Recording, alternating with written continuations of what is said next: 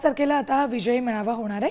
मी मराठी असं लिहिलेली टोपी बावनकुळे आणि रावल यांना घालण्यात आलेली आहे। आताची एक महत्त्वाची बातमी, ज्यावेळेला अधिवेशनासाठी म्हणून ते दोघे येत होते त्यावेळेला दानवेंनी त्यांना दोघांनाही ही मी मराठी लिहिलेली टोपी घातलेली आहे। जयकुमार रावल आणि त्यानंतर चंद्रशेखर बावनकुळे या दोघांनाही मी मराठी लिहिलेली टोपी घालण्यात आलेली आहे। जोरदार घोषणाबाजी करत विरोधक पायऱ्यांवर असतानाच इथून रावल आणि बावनकुळे जाताना दिसले। त्यावेळेला विरोधकांनी अर्थात दानवेंनी ही टोपी या दोघांनाही घातली। हिंदी भाषा सक्तीविरोधात जोरदार घोषणाबाजी विरोधकांकडून केली जात होती, म्हणूनच मी मराठी असं लिहिलेल्या टोप्या विरोधकांनी घातलेल्या आणि त्यातलीच एक टोपी रावल आणि बावनकुळे यांना घालण्यात आली।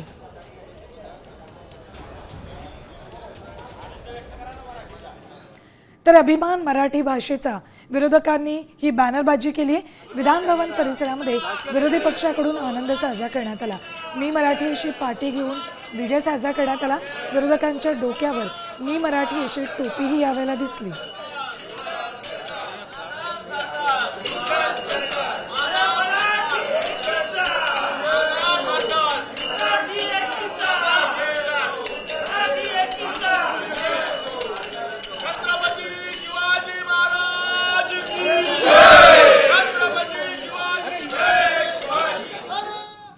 तर एकीकडे विरोधकांचे हे आंदोलन सुरू होतं, तर दुसरीकडे शिंदे सेनेकडून उद्धव ठाकरेंच्या आव्हानाची खिल्ली उडवण्यात आली। कम ऑन किल मी आव्हानाची खिल्ली उडवली।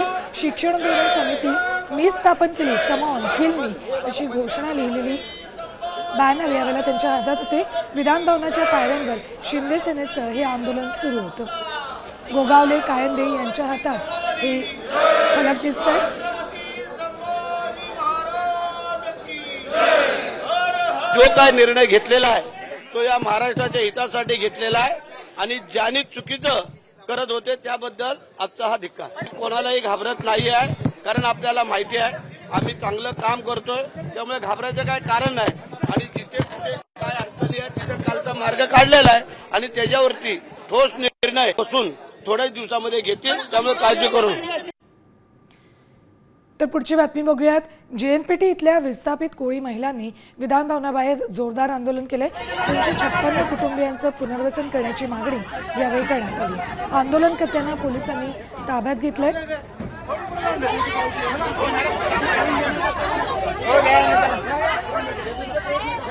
ऐका, तुमचं काय हो का, तुमचं काय म्हणणं? चला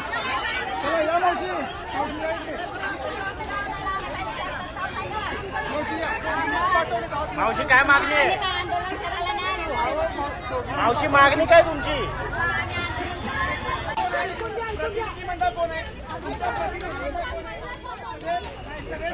तर कोळी महिलांनी हे आंदोलन केलेलं आहे। पुनर्वसनाची त्यांची मागणी आहे। या मागणीकडे सतत दुर्लक्ष केलं जाते, त्यामुळेच विधान भवन परिसर गाठत या महिलांनी हे आंदोलन केलेलं आहे।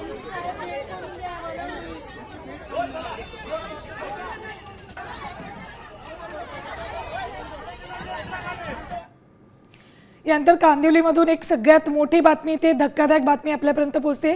केईएस शाळेला बॉम्ब न उडवून देण्याची धमकी देण्यात आली आहे। कांदिवली पश्चिमेतील केईएस या शाळेला ईमेलद्वारे बॉम्ब न उडवण्याची धमकी देण्यात आली आहे। या धमकीनंतर कांदिवली पोलिसांच्या पथकानं शाळेमध्ये तपास केलाय। तपासानंतर पोलिसांना इथे काहीही आक्षेपार्ह सापडलेलं नाही। शाळेत कोणत्याही प्रकारचा बॉम्ब ठेवलेला नाही हे पोलिसांनी सांगितलंय। मात्र साम टीव्हीवर आता ही दृश्य या शाळेला बॉम्ब न उडवून देण्याची धमकी देण्यात आली होती। त्यानंतर पोलिसांनी संपूर्ण शाळेत तपास केला, त्यावेळेला काहीही आक्षेपार्ह आढळलेलं नाहीये। कांदिवलीतनं आत्ताची ही मोठी बातमी आहे।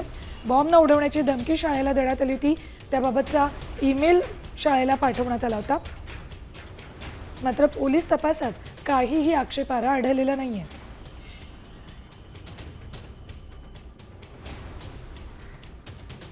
कांदिवलीतनं ही महत्त्वाची बातमी आहे। पुढची महत्त्वाची बातमी आहे, उद्धव ठाकरे ही शरद पवारांची भेट घेणार आहेत। दुपारी 3 वाजता सिल्वर ओकवर ही भेट होणार आहे। आगामी निवडणुका मराठीच्या मुद्द्यावर या दोघांमध्ये चर्चा होणार आहे। सिल्वर ओक या शरद पवार यांच्या निवासस्थानी ही महत्त्वाची भेट होणार आहे.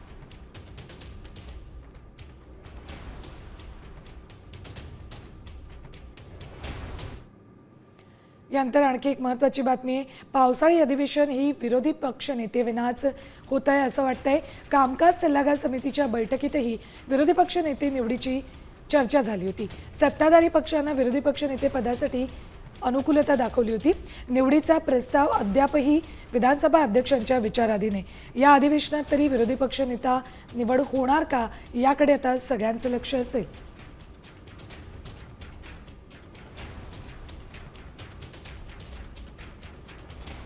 आणखी एक महत्त्वाची बातमी आहे. मुंबईच्या जोगेश्वरीमध्ये शिंदे सेना आणि ठाकरे सेनेचे कार्यकर्ते आमने सामने आले होते. दोन्ही पक्षाच्या कार्यकर्त्यांमध्ये बाचाबाची झाली आहे, हाणामारी झाली आहे. ठाकरे सेनेच्या छत्री वाटपाच्या कार्यक्रमावर शिंदे सेनेच्या शाखा प्रमुखांनी टीका केली होती. त्यावरून हा राडा झाला.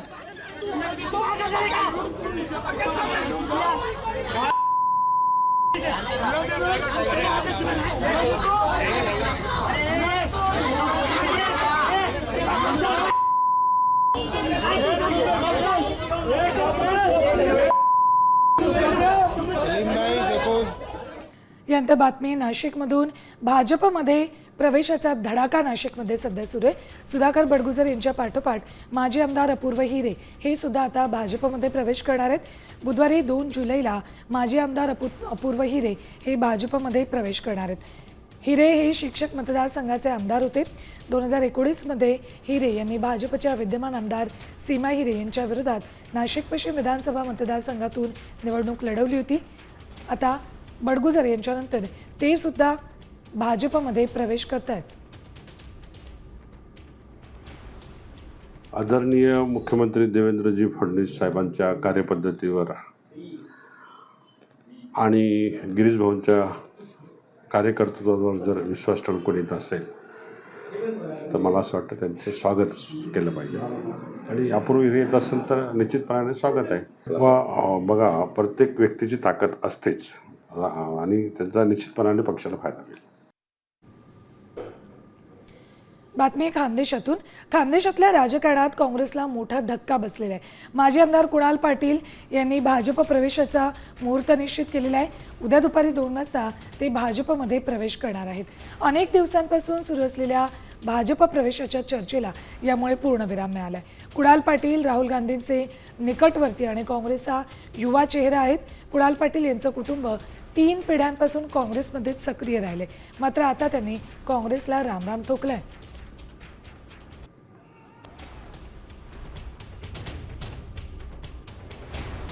कुणाल पाटलांनी हा आत्मघाती निर्णय घेऊ नये.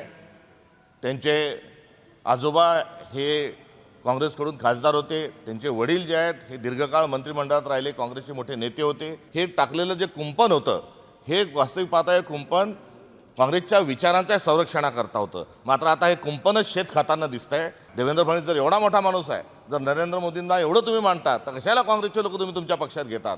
कुणाल पाटलांचे जे पंजोबा होते आनंदराव, त्या आनंदरावांना आज खूप दुःख होत असेल, एवढंच या निमित्ताने मी सांगू.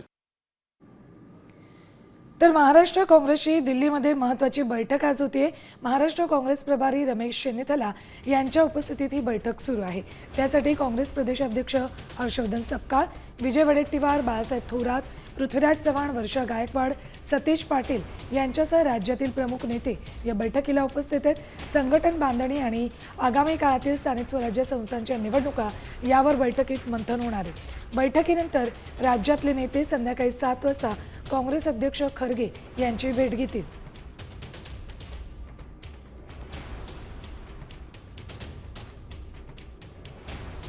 मध्ये आता संघटनात्मक बांधणी आहे, निवडणुका आहेत, पुढच्या स्थानिक स्वराज्य संस्थांच्या निवडणुका आहेत. त्या संदर्भात अलायन्स करायचं की नाही, कुठे करायचं, कोणाबरोबर करायचं, कसं जायचं आणि राज्यातले काय अनेक विषय आहेत त्यावर आपल्याला कशी भूमिका, कोणती भूमिका स्वीकारायची हे सुद्धा चर्चा त्या ठिकाणी करायचं ठरवलं आहे. तरी थेट दृश्य आहेत शिवतीर्थाबाहेरची. हिंदी सक्तीचा GR रद्द झाल्यानंतर मनसेच्या सगळ्याच कार्यकर्त्यांकडून ढोल ताशाच्या गजरातचा जल्लोष केला जातो. राज ठाकरेंच्या पत्नी या ठिकाणाहून हा सगळा जल्लोष पाहत आहेत.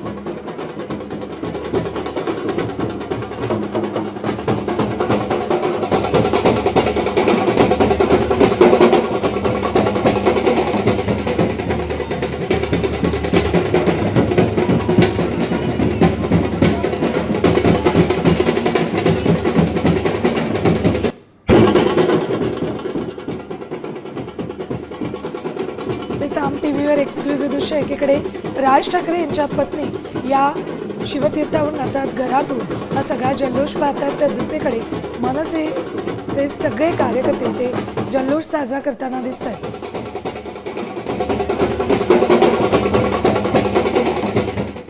आणखी एक महत्त्वाची राजकीय घडामोड, फडणवीस आणि प्रफुल्ल पटेल एकत्र येऊ शकतात, तर दोन भाऊ एकत्र येण्यात तुम्हाला कसली पोटदुखी, असा हल्लाबोल संजय राऊतांनी विरोधकांवर केलाय.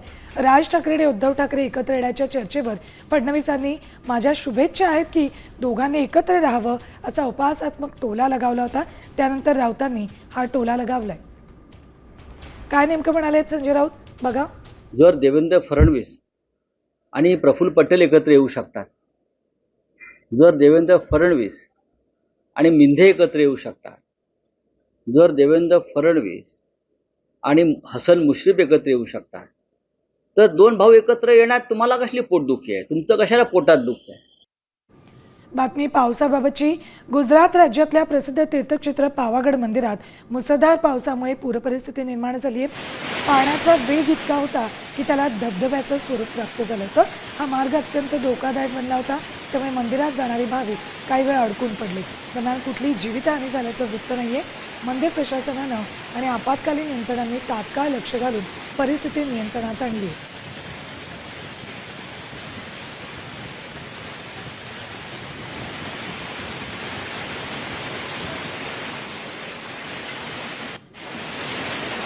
हा कुठलाही धबधबा नाही आहे, तर पावागड मंदिराचा हा मार्ग आहे. या मार्गावरून इतक्या जोरदार प्रवाहानं, इतक्या जोरदार वेगानं पाणी वाहत होतं, त्यामुळे अनेक भाविक इथे अडकून पडले होते.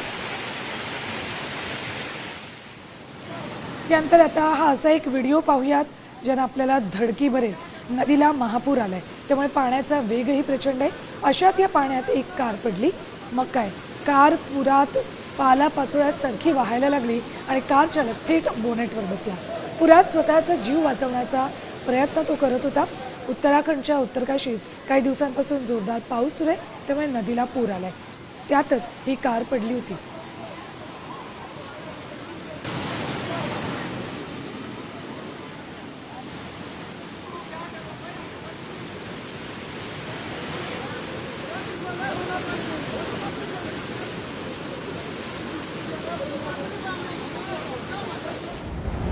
तिकडे जम्मू काश्मीरमध्ये पावसाचा कहर पाहायला मिळतोय.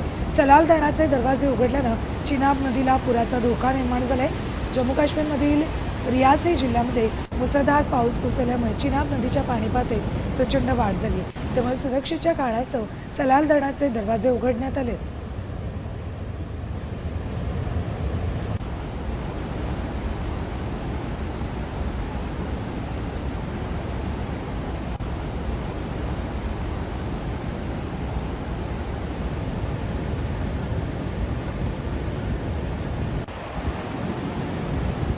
तर दुसरीकडे मुसळधार पावसामुळे एक 5 मजली इमारत कोसळली आहे. घटनास्थळी मोठा आवाज होऊन धुळीचे लोट पसरले. मात्र मोठा दिलासा म्हणजे या घटनेत कुठलीही जीवितहानी झालेली नाही. ही इमारत गेल्या काही महिन्यांपासून महामार्गाच्या कामामुळे प्रभावित झाली होती. रस्त्याच्या रुंदीकरणासाठी चाललेल्या खोदकामामुळे इमारतीला मोठमोठे तडे गेल्याचं आधीच निदर्शनास आलं होतं. त्यानंतर प्रशासनानं इमारतीतल्या रहिवाशांना सुरक्षित स्थळी हलवलं. या दुर्घटनेनंतर परिसरात भीतीचं वातावरण पसरले. इतर धोकादायक इमारतींची तपासणी आता सुरू झाली. शिमलामधल्या भट्टकफूर परिसरामध्ये ही दुर्घटना घडली.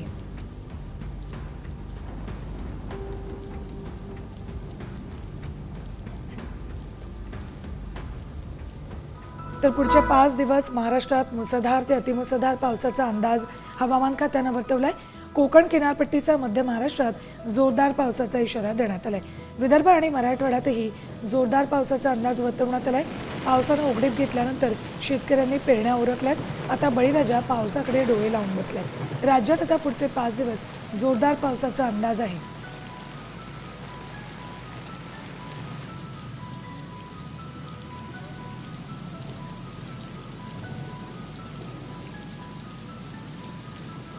राज्यात पावसाचा कुठे कोणता अलर्ट दिलाय बघूया. सिंधुदुर्ग, रत्नागिरी, कोल्हापूर, सातारामध्ये ऑरेंज अलर्ट दिलाय. ते साधारण 22 ते 23 जिल्ह्यांमध्ये येलो अलर्ट देण्यात आलाय. रायगड, पुणे, नंदुरबार, अहिल्यानगर, जळगाव, संभाजीनगर, जालना, परभणी, बीड, हिंगोली, नांदेड, अकोला, अमरावती, भंडारा, बुलढाणा, वाशिम आणि यवतमाळ, चंद्रपूर, गडचिरोली, गोंदिया, नागपूर, वर्धा या जिल्ह्यांना येलो अलर्ट देण्यात आलाय.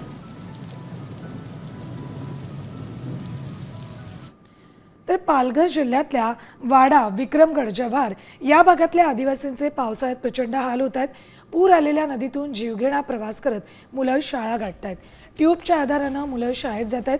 एकीकडे हिंदी सक्तीवर राजकारण सुरू असताना या मुलांना मूलभूत सुविधा कधी पुरवणार आणि या सुविधांसाठी प्रशासनाला कुठली भाषा समजणार हा सवाल आहे. विद्यार्थीच नाही तर रुग्ण आणि वयोवृद्धांचे हाल होत आहेत. पिंजाळ नदीवर पुलाची मागणी सतत केली जाते, पण प्रशासनाला लक्ष द्यायला वेळच नाही.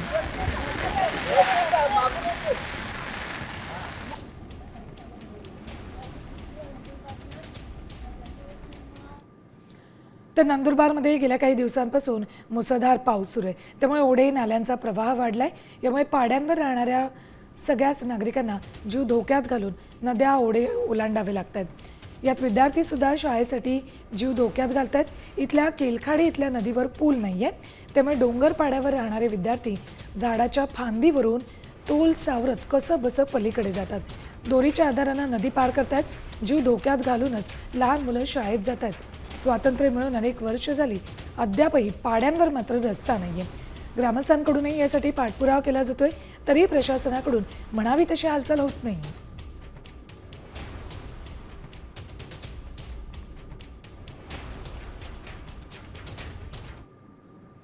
यानंतर बातम्या बघणार आहोत वारीबाबतच्या.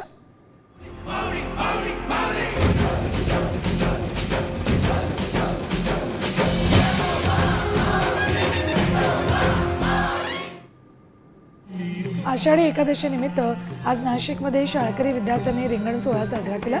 नाशिकच्या प्रवासी टर्न अकॅडमी स्कूलमध्ये दिंडीचं भव्य आयोजन केलं होतं. सुमारे 400 विद्यार्थी वारकरी वेशभूषेत दिंडीत सहभागी झाले होते. टाळ मृदुंगाच्या तालावर नाचत विद्यार्थ्यांनी आनंदोत्सव साजरा केला.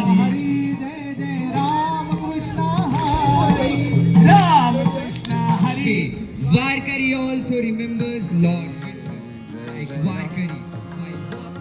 राम कृष्ण हरे जय जय राम. खूप छान वाटतंय प्रसंग. आम्ही रिंगण बनवलं, आम्ही ज्ञानोबा तुकाराम केला, आम्ही डान्स केला, आम्ही प्रेयर्स बोलल्या. हे मी 5th पासून घेते, 5th, 6th, 7th. आता हे मी 8th ला आहे, मग आता 4 वर्ष झालेली. पंढरीच्या वाटेवर शाळकरी चिमुकल्यांचा वैष्णवांचा मेळा निघालाय. शिक्षणाबरोबर वारकरी परंपरा आणि धार्मिक शिक्षणाची जोड देत खेड तालुक्यातल्या चांदोलीतल्या जिल्हा परिषद शाळेतल्या चिमुकल्यांची दिंडी निघाली.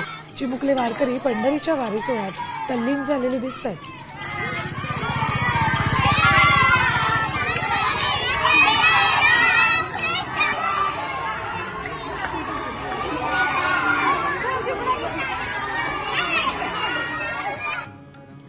पंढरपूरमध्ये आषाढी वारी दरम्यान गर्दीचे 13 ब्लॅक स्पॉट शोधण्यात आलेत. यंदा आषाढी यात्रेत गर्दीचं व्यवस्थापन करण्यासाठी AIचा वापर करण्यात येतोय. दशमी आणि एकादशीला महाद्वार, नामदेव पायरी, वाळवंट, प्रदक्षिणा मार्ग आणि 65 एकरामध्ये मोठ्या प्रमाणात भाविकांची गर्दी असते. त्यामुळे गर्दीच्या ठिकाणी वेगवेगळ्या प्रकारे व्यवस्थापन केलं जाणार आहे.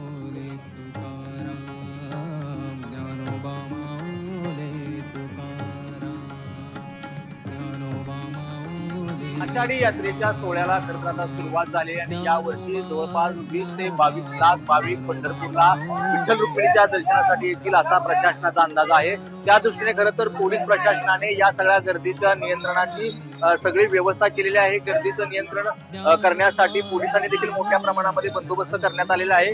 13 ब्लॅक स्पॉट चेंगराचेंगरीचे आयडेंटिफाय करण्यात आलेले आहेत. त्यामुळे कुठल्याही प्रकारचा अनुचित प्रकार घडू नये, चेंगराचेंगरी होऊ नये यासाठी पहिल्यापासूनच खरं तर खबरदारी घेतलेली आहे. 65 एकर असेल, चंद्रभागा, वाळवंट असेल, संत नामदेव पायरी असेल, महाद्वार असेल, चौफाळा असेल, अशा 13 ठिकाणचे चेंगराचेंगरीचे स्पॉट तयार करण्यात आलेले आहेत. त्या ठिकाणी पोलीस बंदोबस्त ठेवण्यात आलेला आहे. या प्रकारे मंदिर परिसरामध्ये एकूणच आपण बघतो की एकेरी देखील वाहतूक या ठिकाणाहून सुरुवात करण्यात आलेली आहे. कॅमेरामन राजू भारत पंढरपूर.